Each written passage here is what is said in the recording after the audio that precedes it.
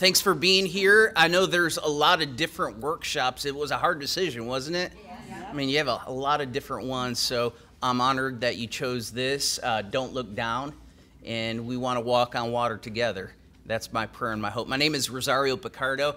I actually go by the nickname Roz because when I grew up in Western New York and moved to Kentucky, Kentucky folks couldn't say Rosario, so they nicknamed me Roz. So that name has stuck. I grew up there the first 22 years of my life. I went to Houghton College, and after that I went to Asbury Seminary, and in between that time I spent some service years in the Marine Corps and then in the Navy as well. So I did a total of 9 years. Thanks. And I did I did enlisted, and then I did chaplaincy work as well. They're loud, man. They need to turn that down. So that's what I ended up doing 9 years. But so after seminary, I thought I was going to be a chaplain, active duty. But when you're in seminary, they have you do like context ministry at a local church. And I discovered I really love the local church, and I could use my gifts more effectively, because when I'd go and do my military service, I found out they wanted more of a counselor role, and that's great, but that's not my gifting. And so I fell in love with the local church and resigned my commission, finished my time, resigned my commission, and went into ministry. So I've served all different types of sizes of churches, startup, which you'll hear about, parachute drop. I've restarted 2 churches. I've planted 2 churches, satellite. And I worked for a little church in Tip City, Ohio called Ginghamsburg Church, where I was the executive pastor of new church development there for 5 years. My most recent role is at United Theological Seminary. I'm the dean of the chapel there, so I'm responsible for the spiritual life of the students, staff, faculty. I never thought I'd be working at a seminary. God has a funny sense of humor. So I'm also the director of our leadership center there, and I help lead a doctoral group with Rudy Rasmus. So if you want to get your doctorate, come hit us up. It's in church planting and missions, and so that's the focus of our specific group. Do some church planting, missions, and master's classes. And I planted a new church recently. It's 2 years old. It's called Mosaic Church, and we worship in a movie theater. And we're going to celebrate our second year coming up September 15th. So we're incredibly excited about that. We're intentionally multi-ethnic, multicultural church. Our vision is to become a dynamic mosaic of Jesus followers. And we've seen that lived out in a number of ways. And right now we're on the hunt for a building. So be praying that God gives us a building because we've kind of grown out of the theater space, and we're running up to having to start possibly a 3rd service, and my staff wants to kill me already. So don't look down. Today, a lot of what I'm going to share is things you've probably heard a million times, but my prayer and my hope is that you hear it differently today than you ever have before, and that you walk away inspired to do something, inspired to take a risk, and not only feel inspired yourself, but inspire others in your ministry context, setting, family members, friends, frenemies, whoever that may be, that you are encouraging them to also take risk. This is a book that I wrote, and it's been a sermon series we've done at our church, and a few other churches have done it. It's based on Matthew chapter 14. So everything I'm going to be sharing this afternoon is all based on Scripture.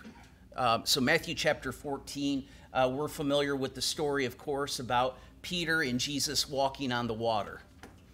And you probably heard that sermon preached a million times. You may even have preached that sermon before, right? And it goes a little bit something like this, Jesus just appears to the disciples when they're on the boat. There's a storm a brewing. He's walking on water. They're not sure that it's him. And then finally they recognize Jesus, and they say, Peter says, "Hey, if that's you, can I step out on the water?" And Jesus says, "Come." And of course, Peter takes that step, goes out onto the water. He's walking on water. He's doing something that no other person besides Jesus has ever done. And then all of a sudden he starts to sink. And we preach, hey, he had doubt. You have little faith. Why'd you doubt me? He started to, sink. And there you go. And that's the moral of the story. Hey, Peter's a failure. He messed up. He lost his focus on Jesus. Don't do what Peter did. It goes kind of like that. But the question I have for us this afternoon is, where were the rest of the disciples? They were still in the freaking boat, scared out of their mind. So they're still in the boat, and yet we consider Peter a failure. But I want to propose to us that Peter wasn't a failure because he did something, again, that no other person could do besides Jesus, and that is to walk on water. See, I meet too many Christians, pastors, and church leaders that want to live just a mundane, comfortable life, and they never get out of the boat. They're focused so much on their comfortability, maybe their own context and setting, instead of taking the God risks that are in front of them. And I'm not saying that you should take every risk, because not every risk is a good risk. Some risks are stupid risks, especially when you're not consulting the Lord on them. Not every good idea is a God idea. Let me say that again. Not every good idea is a God idea. And so, the truth is, some of us feel stuck. Maybe we feel stuck in our congregations. Maybe we feel stuck in a situation and we don't see our way out of it. Well, I want to look at some of the things that Peter did. The first thing that he did, and that we could do as well, is, first of all, push away from shore.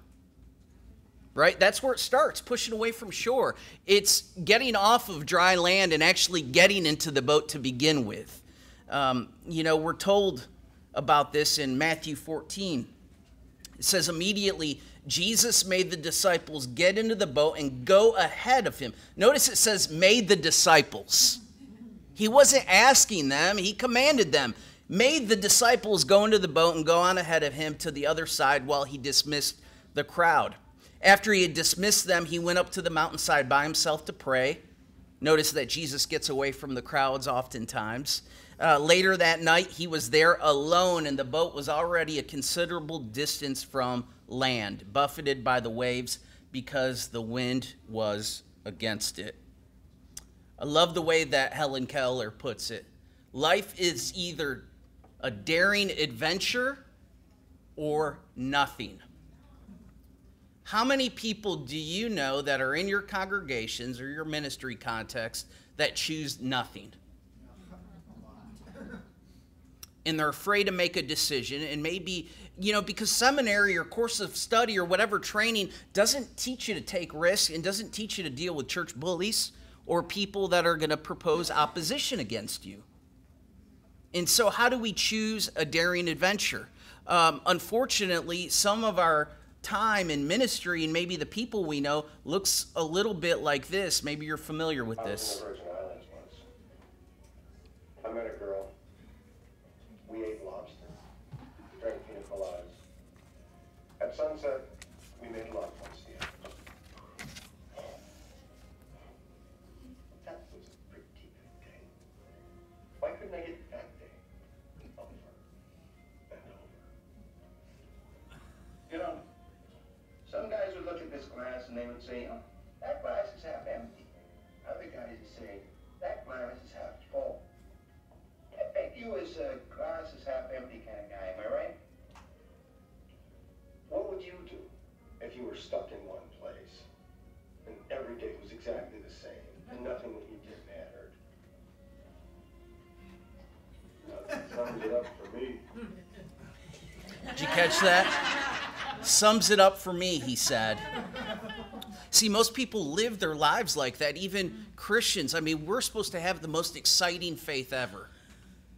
And yet we walk around, and the people we know walk around like they've been baptized in lemon juice, not excited about the daring adventure that God has called them to do.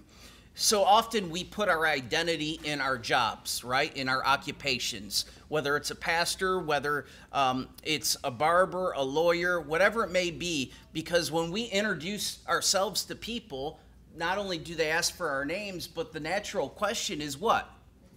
What do you do? Because we identify with that. Or we identify in our roles as father or mother, husband or wife, whatever it may be. And some of the people in our congregations think that, man, all God's calling me to do is just do my job well. And that's part of it, to be the best barber you can be, or custodian or lawyer, whatever it may be. However, what you were made for is not necessarily what you get paid for. And what you get paid for is not necessarily what you were made for. So we have high capacity people maybe coming in the doors of our churches, and we say, here, pass out bulletins. And I'm convinced that some of the best ministry that we see emerge actually comes from lay folk. It actually comes from lay folk. And our job as pastors and church leaders is to pour gasoline on their burning bush. I mean, you think about the Apostle Paul. The Apostle Paul, what did he do for a living? He was a tent maker. In the Greek, it's actually leather worker. And he made garrison tents for the military. And with that experience that he also had dual citizenship in Rome. And so he could carry his tools with him and go in and out of different places that otherwise he wouldn't be able to do. And oftentimes in those workshops and places, there'd be conversations that would be had. So the Apostle Paul, of course, was a tent maker, but he was much more than just a tent maker. Maybe in people's eyes he was a tent maker. And so some of the folks that we know think, I'm just this or I'm just that, but they're more. And we have to remind them. And in order to remind them, we have to realize that ourselves. The Apostle Paul was getting paid for what he was necessarily not made for. Another example, one of my favorites is Brother Lawrence. How many of you heard of Brother Lawrence before? He's a 17th century monk who was a layperson. And Lawrence wasn't really trained theologically or educated, but that didn't matter. He spent most of his adult life in a monastery. And guess what he was doing in the monastery? Washing dishes. See, you guys know this stuff. But what was he doing when he was washing dishes? He was praying, and God was instilling in him what it meant to be still, what it meant to worship even in his work, and what God was calling him to do. Later, he was making sandals in the latter part of his life and repairing sandals. But he wrote this book. It's a classic, Practicing the Presence of God. And it influenced many historical leaders, Catholics and Protestants. But he didn't know he was writing a bestseller. He might have just thought he was writing unto the Lord, and that was about it. He didn't go on a book tour. He didn't see his name in lights, but yet he lived every day like an adventure because he was in God's presence. He was pushing away from shore. Now, when I graduated seminary, my first staff position at a church was a custodian. That was my first staff position. And I learned more about ministry and more about serving God's people, scrubbing toilets and mopping floors than I ever learned in the classroom. And as I was doing that, I'd be praying for the church, and I'd be praying for the people and anybody that would walk through our doors. I'd be praying for them. I would learn to practice God's presence in the mundane. And that prepared me later. Yeah, I wanted to teach and preach. Everybody wants to do that. And by the way, people that look to do that and come to your church, you got to pass some cleaning tools. And so you got to learn a latrine duty first. God was instilling something in me. And so when I thought I was going to go into ministry, I never anticipated church planting. And so I did what they call a parachute drop. They don't do too many of those anymore. So I had No money, really. I had $9,000. That's what the conference gave me to start off. No people and no building. But I had a vision to reach broken and hurting people. And that's what God had called me to do. And so there was a guy by the name of Dustin that I met. And Dustin was in recovery. And I invited Dustin to live with me because I went through a really difficult divorce while I was in seminary. And I found out my spouse at the time was having an affair with someone else in the church. It was ugly, messy, public, crazy stuff. So Dustin came to live with me, and I was excited because I needed warm bodies for this church. And he was excited about it. And he had, 6 months clean. He was doing well. We were excited. I was a little freaked out. So was he, living with a pastor. I was living with a guy in recovery, but that's the way that God assembled it. And so one night when I was coming home, and I'll never forget this, I was coming home. My friend was dropping me off after we had watched a movie. He was dropping me off, and I noticed my car's not in the driveway. And then I go in the house, and I notice some belongings are missing from my house. And then a few hours later, it came to my attention that Dustin had sold my car for $20 to a drug dealer to get high. Now, I found out where the drug dealer lived, and I stole the car back. I did. But when you push away from shore, there's no such thing as living just a mundane life. Every day can be an adventure. So think to yourself, I'm not going to make you talk to people. Sometimes I don't like doing that, even when they do it in church. I'm an extrovert, but I don't talk to people on airplanes. I'm a church planter, but still, I don't like to just talk to strangers. I'm not going to make you do this, but think to yourself, what would it look like for you to treat each new day like you're pushing away from shore? And how can you await God's adventure in your life? Now, if you want the PowerPoint to this, I can send that to you too if you don't catch everything. But think about that. After you push away from shore, it's natural to get spooked. I mean, you will get spooked. Again, Matthew chapter 14, verses 25 and 26 says, "Shortly before dawn, Jesus went out to them walking on the lake. When the disciples saw him walking on the lake, they were what?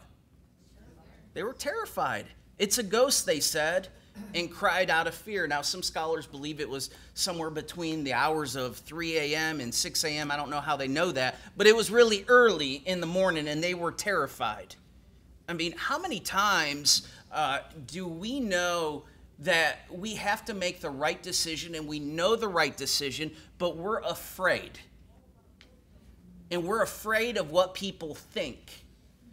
Some of y'all know that you need to change your worship service and what happens in worship, but you're scared because of pushback, because of your board, because of money, the people holding on to the money, and you're terrified. Some of you know you need to pull the trigger and start a new worship service, and you haven't done it, and you've been sitting on it because you get spooked. Churches get spooked. Churches could have $1 million in the bank and still have that scarcity mentality, thinking they have no money. They can't help the community. They can't help people. Now, one of the things that I learned, and it's from one of my favorite theologians, Urban Meyer, who was the Ohio State football coach. He says something like this: events plus response equals the outcome. Events plus response equals the outcome. You can't control events. You can't control what gets you spooked, but you can control your response. Listen to this clip. With all facets of the game for Urban Meyer, this is a guy that he talks about three things: an event plus a response equals an outcome. And he stresses to his players that all you control is the R factor, the response. You can't control the event, you can't control the outcome, so don't worry about those things. Control your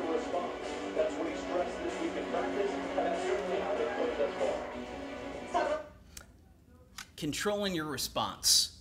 Event plus response equals outcome. What was the guy's name again? Urban Meyer. And he wrote a book called Above the Line, which is a great book on leadership. And Urban Meyer's a devout Catholic and loves the Lord.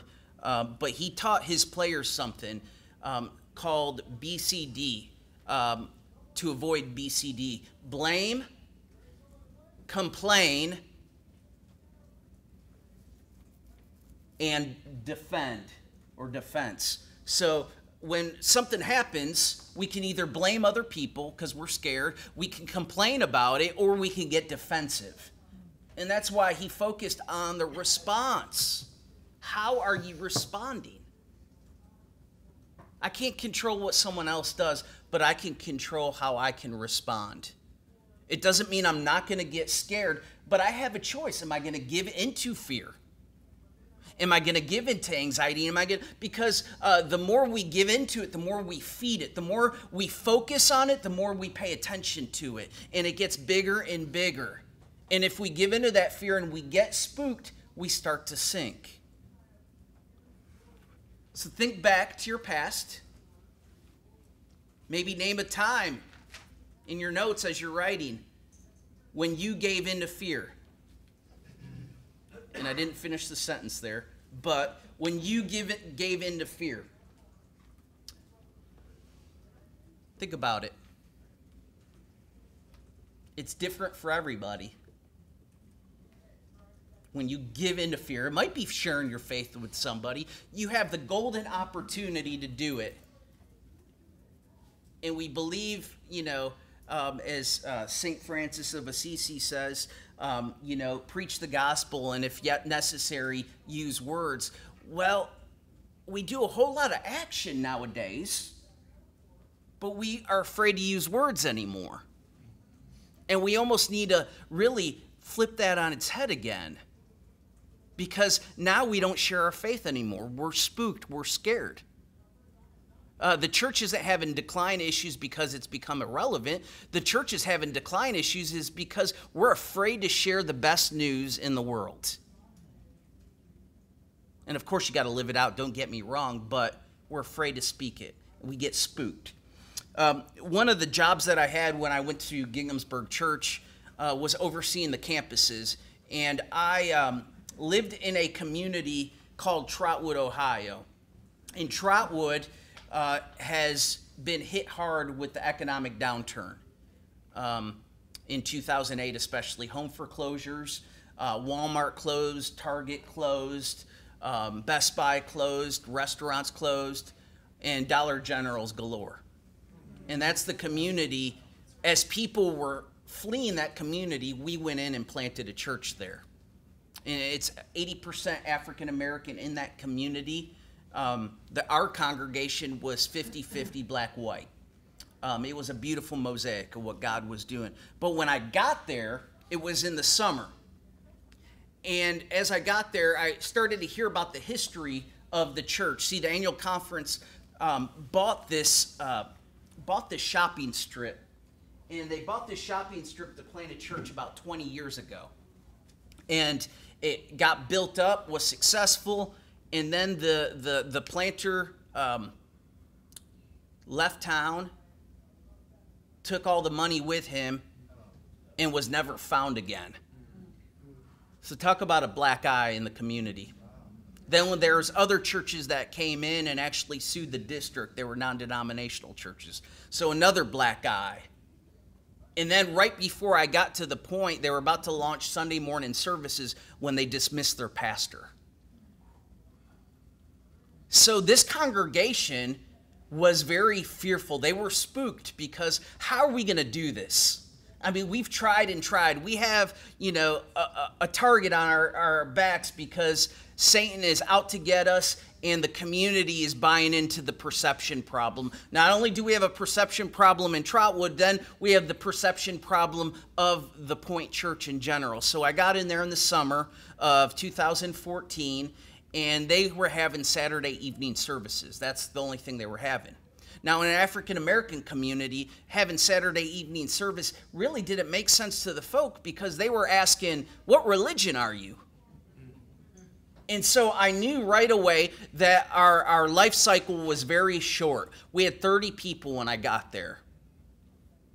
30 people, and the people I had were scared because they didn't want to shut down. And so I knew that I had to get out in the community right away, and I had about 3 months to do it because the best time to launch really is in the fall. So I had 3 months to get to know people, 3 months to get things going.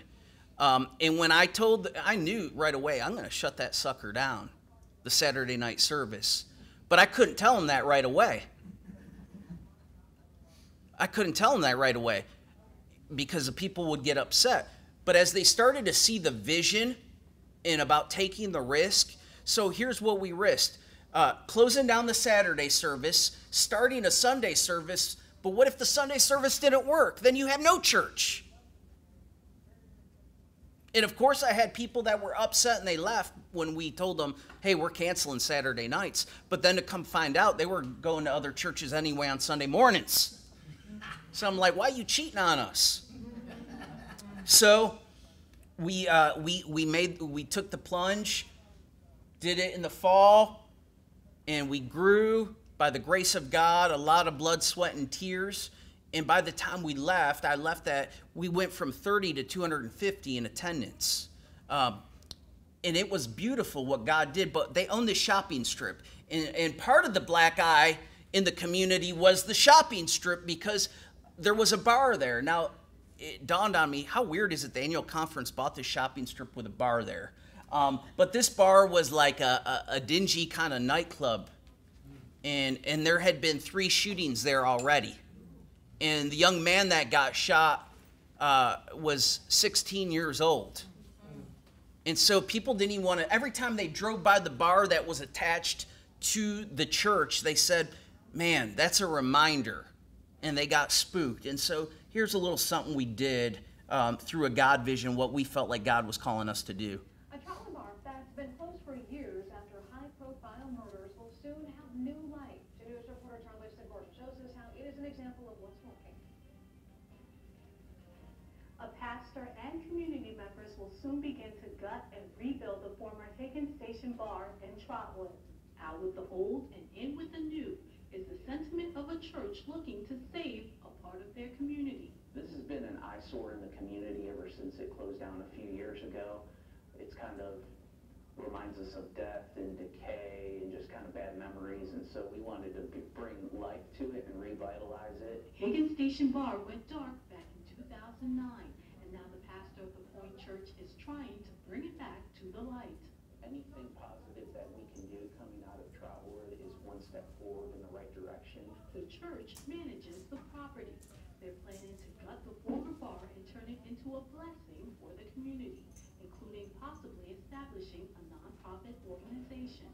It is going to take a lot of work, a lot of effort, but we have a number of individuals that are excited about, the opportunity to be able to do something good in the community. So something that Trotwood Mayor Mary McDonald says is in line with the city's effort to start anew. Trotwood is on the move, and there's so many great and phenomenal things that are happening in our community now. And what we're seeing is our natural partners are stepping up. They're investing in their properties and really making it a more inclusive community. Right now, they've been in contact with a couple of retailers, nonprofits, and restaurants and other businesses who have expressed interest in the property. The community work day to demo the old bar is on March 25th. If you'd like to participate, you can contact the church or just show up. Charlie Gordon. So we ended up having 100 people show up. 75 of them, I didn't even know who they were. But we completely gutted the place. And now another immigrant refugee church is worshiping there. That's become their worship space. So from death to life. And the young man that you saw in the video, Jeremiah, is now the pastor of the Point Church after I left, and mentored him and was able to pass it on. So again, if the church wasn't going to be the light in the community, who was? If we were going to be too afraid to do something, who would step up to do it? And so we decided we need to. Another component when you go on this God journey, this God adventure, is identifying the boat. Everybody has a boat. That comfortable place you go to, it could be an addiction, right? I know I'm talking to pastors and church leaders, but you know we're all screwed up. We're messed up. We're addicted to something. We're addicted to something called sin, right? So we're all in recovery. Some of us don't know it, but you know that boat could be the comfort of, you know, addiction. It could be a toxic relationship or friendship, unhealth, whatever it may be. We have to identify what that boat is. And sometimes that boat isn't necessarily a negative thing. It could be something very comfortable, right? It could be something that you've been successful at and you're comfortable doing it one way, but God is maybe calling you to do it another way, like casting your nets on the other side, and you think to yourself, wait a minute, I've had great worldly success doing it this way. Why on earth would I do something else? So it's interesting because up until I was at Ginghamsburg, I had done urban ministry. And then God called me to the suburbs, and I didn't even know what to do. So I asked people like, hey, it's summertime. Our folk couldn't afford to go on vacations, so they were all in church. But folks here, they go away. Where are they? So I had to learn, okay, what do you do in different... I had done it one way, had been successful, but then trying it this new way, I had to identify the boat and be willing to step out. How many of you recognize this guy? Yeah, Francis. I mean, he grew a church. God used him to grow a church from about 20 people in his house to over 5,000. I mean, the guy is a prolific writer and speaker, holds people's attention. I mean, teaches the word like no other. But he came to a realization. He was attracting crowds and fans and not fully devoted followers of Jesus. And so he stunned, the Christian celebrity world when he decided he was going to step away from it all. That was his boat, he identified. And so he started a house church network. And guess what? It's people that are called and they do it out of their passion and giftings and they don't get paid for it. But people thought he was crazy. When's the last time someone thought you were crazy? I mean, crazy for a God risk. Now, my wife has learned, not to shoot me down right away when I mention some crazy idea, but she knows that if I keep bringing it up over and over again, then maybe, just maybe, God is calling us to do something. So sometimes that boat, that comfortable boat, can be success in what we've experienced. So have you ever been, or do you find yourself right now in a situation that's just a little too comfortable? Some of you shaking your heads now. Too insulated from the world's problems or insulated from others whom God might call and equip you to help. Identify that boat. And after you identify that boat, you're asking for God's call. You're not just doing it on your own. How many of you have done it on your own before? I want to ask you the Dr. Phil question. How is that working out for you? Because when I do it on my own and I come up with a great idea that's not necessarily a God idea, I end up falling flat on my face. Peter asked for God's call.